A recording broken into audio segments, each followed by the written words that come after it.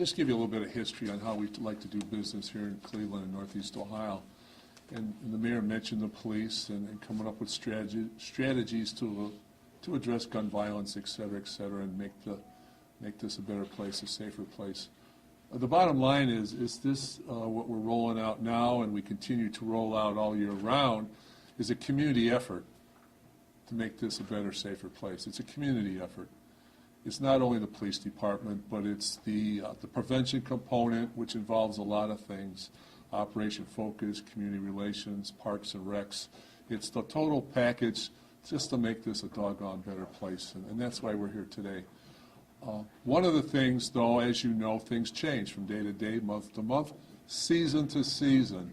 And as the warmer months approach, we have different challenges than we had last month or during the course of the wintertime. Our parks and recs are opening up. The kids are playing ball. The kids are going to the schools, to the pools. They're coming from different neighborhoods to come to these locations. They're on the sidewalks a little later at night. It's warmer outside. People tend to travel more during the warmer months. That means their homes are left unoccupied. So there's a lot of different challenges here that we have to face, usually starting sometime in mid-May, going through the summer until we start back to school. So as a police department, we have to come up with different strategies, deployment strategies in the summer months to address these challenges. But we can't do it alone. And our number one partner is the community. I've mentioned the parks and recs and community relations, et cetera, but our number one partner has to be the community. So what I'd like to do here is just give you just a couple of bullet points as to what we're going to be doing this summer. And it's not a lot different than what we've been doing all along. It's just that the hours change, the days change, and certain personnel change and how they're deployed. First off, we've been very fortunate with this administration because we just graduated an academy class of 40 new cadets, so that's going right into these summer months when we need them. Not only do we have a class graduating, but on Monday, this Monday the 15th, we have a lateral entry class coming in of 24 cadets. Lateral entry means those were police officers, certified police officers here in the state of Ohio, that decided they wanted to come and work in the city of Cleveland. It's a shorter class. Our normal cadet class runs for 6 months. This class runs for 8 weeks. So what that means, the first week of June, we'll have an additional 24 officers to help supplement our frontline cars to provide these services that I'm going to mention right now. Our number one strategy has been, always will be, over the last 5 years, is the STANCE program. And that's our partnership with U.S. Attorney Steve Dettelbach and the folks over there at the federal building. STANCE, obviously, it's a three-pronged approach to making the community safer. It's the law enforcement, which is the enforcement arm. Then you have the preventive component, and that's where Director Blaine Griffith comes in with Operation Focus. And then we have the people who are coming out of prison, and that's Mr. Charles C. He oversees that. We try to work together to address these areas in the city where we're having gun violence, gang activity, and narcotic violations. We identify those hot spots. Law enforcement goes in, and we're followed up by Director Griffith and the other people from STANCE, partnership from a Safer Cleveland, which is Mike Walker, et cetera. And that's going to continue. But there again, like I said, when we go into the summer months, we analyze where our problems were last year, we look at how it's going this year, and we try to project to be there before the fires start. We want to get there before the fires start. So that STANCE. And under STANCE comes the VGRIP program. That's the Violence and Gun Reduction Interdiction program that we do with the Federal Task Force, Violence Response Task Force, the FBI. There we do the Knock and Talk program. And last year, just VGRIP itself, and they're very specific to where they go, they took 54 guns off the streets, and it resulted in 495 arrests. Now, last year with VGRIP, we only had one squad of gang impact detectives. This year, because of the 24 lateral entries come in, when they graduate, we will be able to add an additional 20 detectives to the gang impact squad, which will give us 3 squads.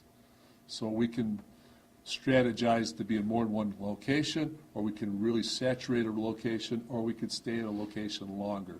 So this gives us more flexibility to address those gun violence and narcotic violations throughout the city.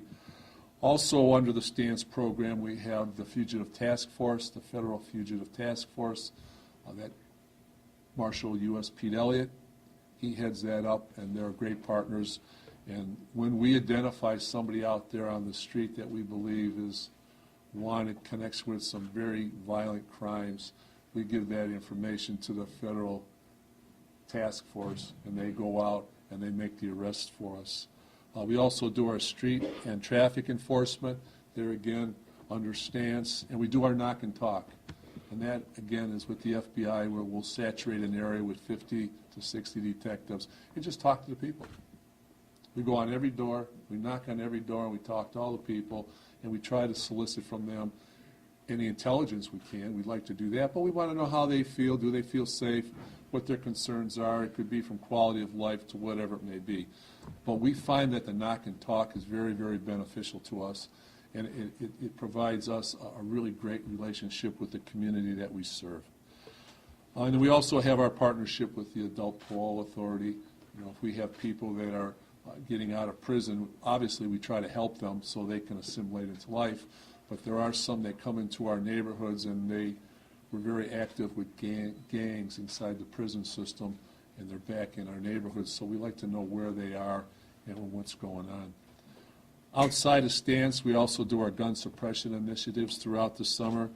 Last year, we confiscated 139 firearms, made 667 felony arrests, and 472 misdemeanor arrests. And there again, we deploy where our crime analysis unit identifies those hot spots where we have the gun violence type violations, be it robberies, homicides, felonious assaults, etc. Now, along with that, I also mentioned our community policing component, and this year, like every year, once the summertime comes, we try to be very active in the rec centers in the neighborhoods, trying to talk to the kids. Bottom line, we want to go out and we want to partner with the children to ensure they're safe and also develop relationships. So with that, we do crime fairs in each district. We do our night out against crime. We have our child accident prevention program, which is called CAP, and that's for the kids 4 to 7. And that teaches them about traffic, home safety, calling 911, fire safety, poison bicycle safety, pedestrian safety. And it's well received by the kids. They enjoy it, their parents enjoy it, and we conduct these through the summer through the help of Director Cox. Thanks, Mike, and his rec centers. He's a tremendous partner with us. Also, we try to go out there. We have an anti-bullying program that we present to the kids there, again, through the rec centers. We have our RAD system, which is our rape aggression defense system, that over the course of the last year, we've been presenting it mostly during the warmer months at the rec centers, et cetera, and it's to teach adults relative to how to protect themselves if they're attacked relative to some sexual assault. But this year we're going to try to roll it out and identify some children and present it to them also. During the course of the summer, we have our community services unit, and each district has a community service unit. And where we do, during the school year, for example, when the kids are going to school in the morning, our community service offices are out there on those routes to schools, those bus stops where the kids stand out to ensure that we don't have any problems. They do the same thing when the schools are out, make sure the kids get home okay. In the summertime, we redeploy them to our parks, recs, and pools to ensure that when all the kids are coming from the different neighborhoods to that one location, they can do it in a safe manner and they can enjoy their summer days and their summer. We have our neighborhood watch programs, and we have our policing partnership with the neighborhood through the neighborhood watch programs and the community relations meetings. So they're out there identifying those things. Looking ahead for the police department, on March 2nd, we gave an exam. We had approximately almost 1,500 people take the exam. We should have the results back here in the very near future. and we're looking forward to starting another police academy here in the Division of Police sometime in October. What does that mean? That means that we'll have an academy going, and in the spring of next year, that's when they'll be graduating. So when we're coming back to these summer deployment programs, we'll be ensured that we have a full complement of officers to fill our needs and our cars during the summer months next year.